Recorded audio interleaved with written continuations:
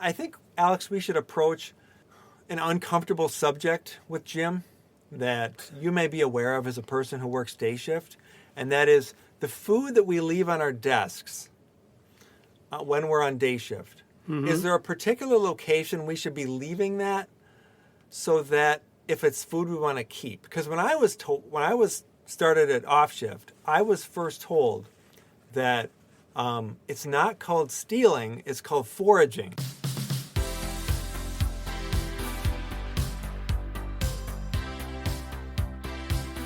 Welcome to You, Me, and IBMI.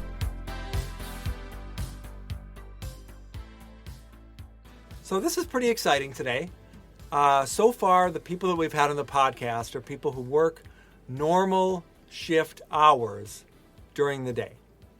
And we have some people in the center that do off-shift work, and they cover for us when we're at home, having dinner, on the weekends.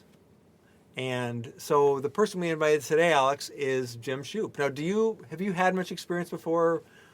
Do you know Jim? Oh, yeah, I know Jim because, I actually work until 6 p.m. Central Standard Time. So any cases that I don't fix by the time I leave for the day, there's a good chance that Jim will be getting some experience with that case. Oh, so Jim is in your same area? No, but, before we get paged out, for example, Jim will have a look at the case. Is that right?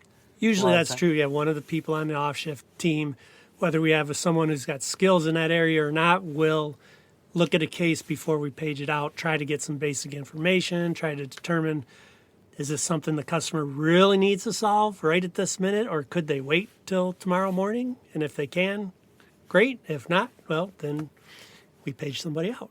What would you say are your technical specialties then? So I've been working, the current team, as you guys would know, it would be eBiz Web Services.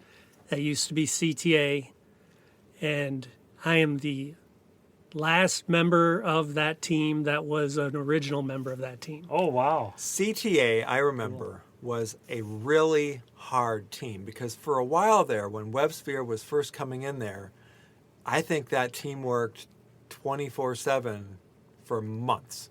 We did get a lot more pages when WebSphere and Java were new to the IBMI. Way back in the day, we supported some different languages like C and C++, which now Languages team supports. We supported at one time, we supported the DNS server because EWS supported it. Okay. EWS joined with us. Now that's back to COM. Yeah, and now it's one of the larger group. They have a pretty high case volume compared to other teams in the center, I think. I think Save Restore and Database have more calls than we get. Oh, okay. And that's it, at least based on my knowledge. Yeah, eBiz is big. And to me, it seems like that team, eBiz should be staying quite busy because you guys support Digital Certificates Manager and also single sign-on Kerberos. Yep. And, as time goes by, administrators are having to make their systems more and more secure. Right. I'd say that keeps our call volume relatively high. Those two particularly, SMTP or email is another one that keeps our volume pretty high. The problem is most of that team has been around for a while. Like I said, I'm one of the original members, but a lot of the team has been doing the job for a long time. So we solve problems faster. I was actually thinking about that the other day because if you bring your car into the shop and say, hey, I need a headlight replaced, that's a job that's going to be billed at a half an hour and the technician is going to be paid for a half an hour. But if a call comes in here that we can handle really quickly, then we only get time for 2 minutes. And then it's done. And then we have to find other ways to fill our time, to educate ourselves, to review other cases that are coming in and provide, like you said, updates. Sometimes if you're looking at a case, a customer asks what might be an easy question.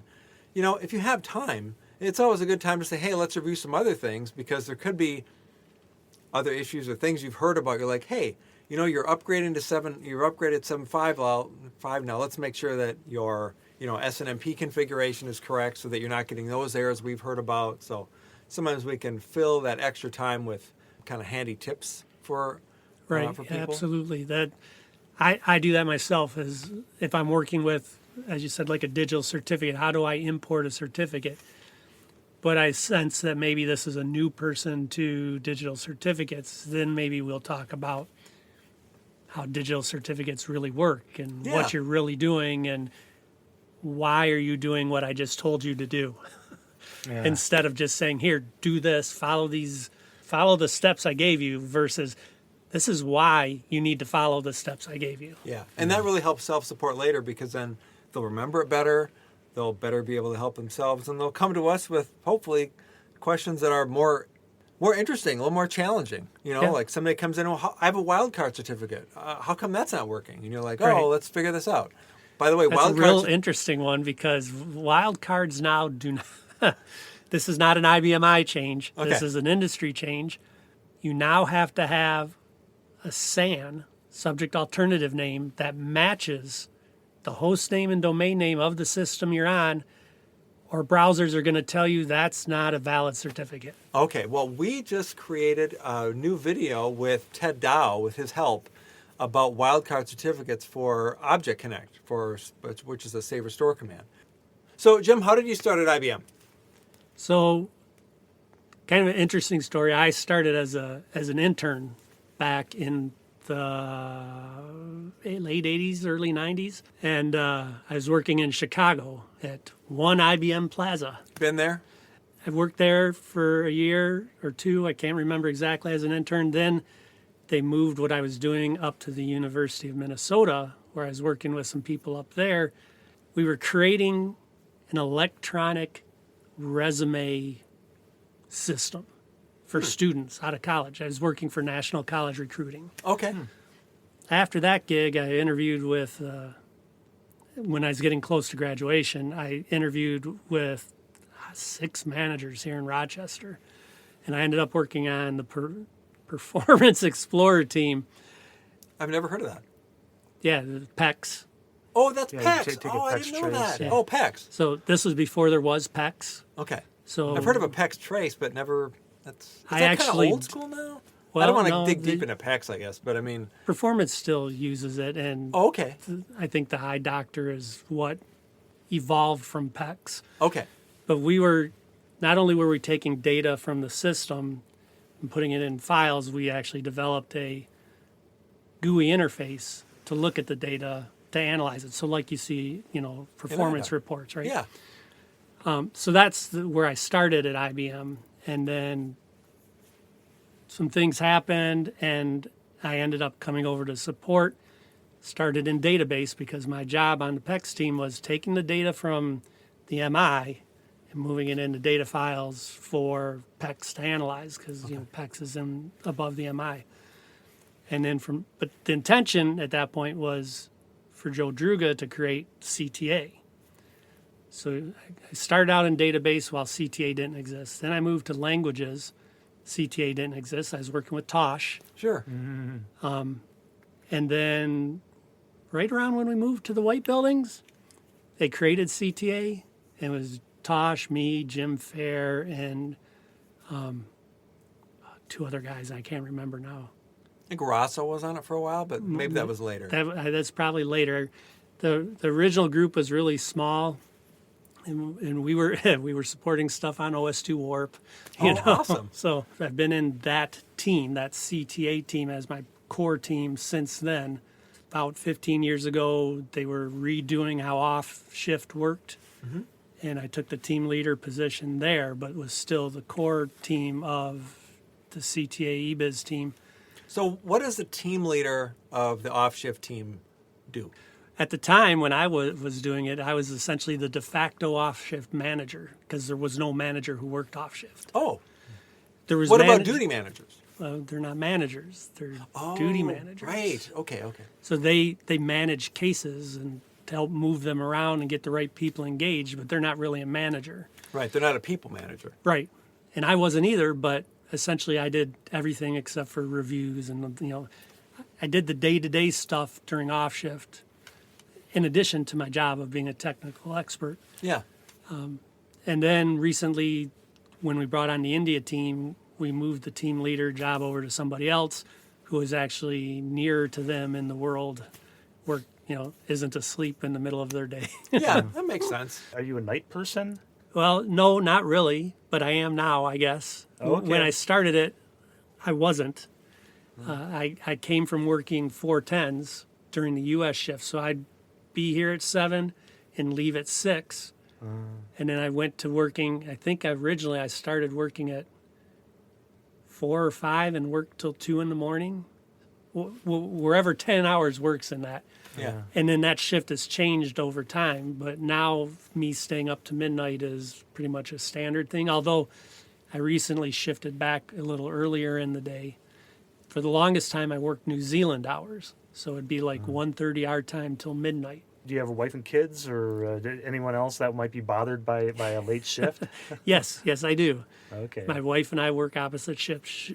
She works during the day for a school district. I work evenings. I've been working evenings for a long time. All my kids are adults now. But the nice thing about working nights was I got to work from home before working from home was a thing. And so my kids probably saw me more on a regular basis and got to interact with me more than people who work regular U.S. shifts kids do. Yeah. That's nice. So I remember my son a lot. I've got a couple pictures of him while I'd be talking to a customer. He'd be sitting on my lap when he was a couple years old. Oh, cool. So, he That's sweet. it's a different thing. It's a nice thing, to have been able to do that when they were growing up and be home more. I have my only kid now. Well, my only at-home kid is a dog who only weighs 6 pounds, and he sits on my lap half the time too. So All right. Cool. he keeps me calm. Yeah. I had a chicken like that during COVID. She joined team meetings. It was nice. Nice. Plus eggs these days, that'd be a good deal. That'd be a good deal, absolutely. And are any of your kids going? Are they in IT or No, No. No, You look no. like you're disappointed that they're not in IT. He looks like he drove them out and make sure they were not going to be in IT. no, I didn't do that either. My encouragement was always do what makes you happy. I don't care if you want Alright. to drive a honey wagon. If that makes you happy, do it. Yeah. I have one that's in, one that thought she was going to be an actress and decided right before going to college to switch her degree to finance. Ah. Totally dropped acting. All right. I have one who has been interested in genetics since she was in middle school and is just finishing up her master's to become a genetic counselor. And then my youngest, he wanted to go into like something to do with nature, wildlife. Yeah. And his first year of college was COVID. That's That so did hard. not work for him. Yeah. And so he did not complete his college degree. He said, no, I'm just going to go and do something else. It's not a disappointment. I mean, it is, but it's not. I wanted all my kids to have a college education because I think a college education is a good thing, whether you use it in your job or not. You get exposed to different things. You learn different ways of thinking. And unfortunately, it just didn't end up working out for him. He was really frustrated with school and just said, this isn't worth it. COVID was so hard for so many people. Some people, it was like, oh, it's fine. I'm like totally an introvert and I wanted to be in my bedroom anyway. And other people are like, it really affected them really negatively. For a job, it affected me zero. I was already working from home. Right. Yeah. Unlike everybody, the only thing I had to do is I had to increase the bandwidth on my internet because now instead of me, I had 5 people at We home. did the same thing. That's right. why we went to gigabyte internet is because COVID. Oh, man. One of the things I like to kind of explore more on our podcast, Alex, is how our listeners can pick up tips from our guests about how they can do things differently or what they might be able to do better to collect data so that when they open cases, they're better prepared and that we are more able to fix their problem as soon as possible. What are some interesting cases you've had lately that customers might be able to learn from? So I'll give my tips first because Sure. that's easier than cases because I have a memory where I'll remember your case, but I need a prompt to remember what your case was. Same with when people say, turn your head, don't look at my password. I'm like, I won't remember it tomorrow anyhow, unless it's a really good password. Yeah. any rate, I'd have two tips. The first one is make sure when you're describing what your issue is in your initial case update, you are as thorough as you can be. If you have a log that you're saying, hey, I've got this error in my my job and I need help with it, that may not get you help as quickly as you need. If you say, I've got this error in my log and I'm attaching the log file, then we can look at that log file and say, oh, that's an RPG thing. We need a languages person. So instead of me calling you, whose RPG is rusty enough to be non-existent, we'll get you to someone who has some RPG skills. The other tip I would have is get QMG tools and keep it at least 3 months current. Yeah. So if it's older than 3 months from today, you need to update. Figure out, and we've got documents to help you update your QMG tools, keep it current. And if you're out there and you're saying, hey, what's QMG tools? I've never heard of this. Set of tools IBM support, us, guys in this room, gals in the support center, have put together to help us get the data we need to help solve customers' problems efficiently, quickly, and thoroughly. And if we can't solve them, get that information to development so that they can fix whatever it is. We don't normally ask for QMG tools frivolously. We want what's in there. We know what's in there. We know what we're going to look for when we get it. Yeah. And it's totally a set of IBM tools. It doesn't have an impact on functionality of anything on the system. Really easy to update. It is. It can be done automatically if you have an internet connection and you're fairly current. I learned today that if you're old enough, it won't update automatically. True. And then otherwise you can go out and download a save file and restore it. And we have those instructions and probably provide that link in the description for people. Yeah, we can do that. So besides that, I mean, trying to remember an interesting case. I mean, I have lots of cases that are quote unquote interesting, but I think the most interesting one lately was someone had a one sentence case that said, we need help, we have a problem, and that was it. And I'm talking, and I said, okay, who wants to flip a coin and say who's going to call this guy? Because it was a guess at who could help this person. Right. You know, if it was, like I said, if it was an internals case and I called him, well, it was going to be a waste of his 15 minutes and my 15 minutes, and then I got to find an internals person. And if I have to page that person out, then it could be a half hour more instead of knowing what the problem was in advance. And sometimes when you send us a problem, and if the more specific you are, we can even search and find an answer. And even if we don't have the skills, we might be able to help you instead of having to wait that half hour, 45 minutes, hour for a pager person to show up. You might get that answer quicker the more specific you are. Yeah, I don't think you're giving yourself enough credit. I think the cases that come into OFFSHIFT, you're handling. We don't page out a lot. We do page out. It's usually, was just having this discussion with Wayne, and if it's a Sev 1 and it's been going on for a while and some new data came in, a lot of times we won't even, depends on the area. If it's my area, I will take a crack at it. eBiz gets paged when I'm working once or twice a year where I get stuck. And I don't know. Sure. Maybe it's just I'm looking at the data wrong, and you guys know sometimes you just need someone else to go, well, what about this? And then you slap your forehead and go, well, now I feel like an idiot. Yeah. I had a case this weekend.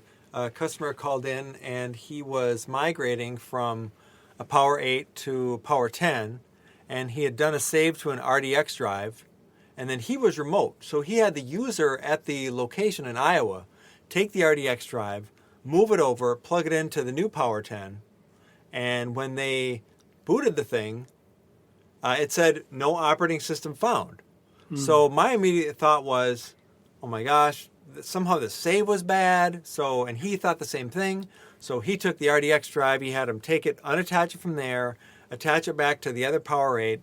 And in the end, we found out that the cartridge that was in the RDX drive had been ejected. So when the person moved it, there was a loose cartridge just sitting in the drive that would have never been read at all. But they don't do that, so they just didn't know enough to shove it in. So all you had to do was shove it in, move it to the system. It was fine. But yeah, we always need those extra extra set of eyes sometimes to go, Yeah, it's kinda did you like- think about this? Did you turn the power button on? Exactly. No, I didn't think that. The power button should be on. And then you ask and they turn the power button on and, oh, look, it's booting up, right? What I've learned over, gosh, almost 30 years in support is sometimes, recently we moved to this new system and a lot of our calls are electronic and we'll back and forth with customers thinking we got an answer or we need data You mean electronically? electronically. Digital support. I think sometimes a Teams or a phone call will solve problems faster, and sometimes I would say that in my case anyhow, if I push back, it's because I don't see the value of doing that yet. You haven't sent me data. Otherwise, I'm more than happy to talk to you. Sometimes people open a case and they'll say, let's get a Teams meeting and you can configure this for me. Well, we're not here to do, Right. we love to help you, but we're not here to be your system administrator. Right. A lot of times that data that we ask for, having that data makes it easier for us to understand the environment. It's your system. It's not my system. I've never been on your system before. I don't know your environment. I don't know what you're running. I don't know what should be running. But if I get data, I can look at this and then say, oh, look, these ports aren't active. Why aren't these ports active? Go look. Oh, look, there's no Telnet jobs running. Why aren't Telnet running? Why is Telnet not running? Track it down and go down that rabbit hole until I look. Whereas looking at that same stuff over a Teams meeting that someone else has to drive their PC Yeah.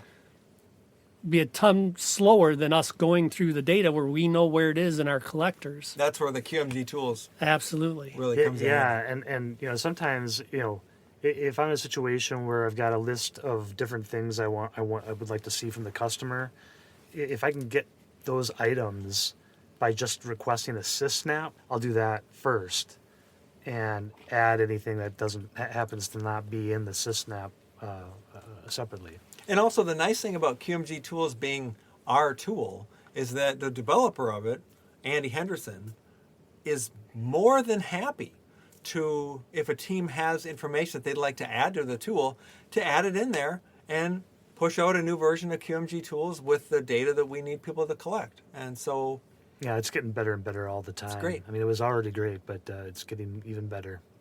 Well, and the other plus about QMG tools is I may be looking at something from, let's say, a Navigator for I or at the admin jobs, right? But it comes in and we analyze that data. We just had a case the other day where the customer had on 9 defective PTFs without their superseding. And it analyzed that and sent a post to the customer without me doing anything. yeah. If I was just looking at an admin issue, I wouldn't have looked at those PTFs. But we caught them because of these tools. Jim, do you have any favorite customers? Do you have any customers that you look back at and remember fondly? So I'm not really good with names. I'm terrible with names, to be honest. That's why I think I married the woman I married, because she remembers everybody's name. But there, at one time, and this was years and years ago, we have an offering like premium or that level of support where you have someone who manages your cases. Yeah, I think now it's called expert care. Okay. At one time, I was not on premium, but I was managing every case for. Really? Wow. They sent me a baseball hat. Oh, I mean, they had to get permission and all this stuff just Sure. to be sent a baseball cap. But they had a ton of cases, and I was talking to them every day on my cases. And they said, well, can you look at this case? And this was back in PMR day. At any rate, so I had 3 or 4 different C and C++ calls, but they had a dozen cases open. And so they'd start asking me, can you look what's going on with this one? And essentially I became their advocate. And it's kind of fun. I'm not sure I'd want to do advocate job as a normal job, but it Yeah. was fun for a little bit to do that and get recognized by the customer as, hey, we really appreciate him going out of his job to take care of us. And yeah, it was great. It was just a baseball hat, but I think I still have it in my stack of hats, that I've accumulated. well, and we really care about people. It's nice to make those connections. Do you have any favorite customers, Alex? I don't. No, let me ask you again. Alex, do you have any favorite? Not really. I mean, I guess I'm just focused on fixing the problem at hand. Yeah.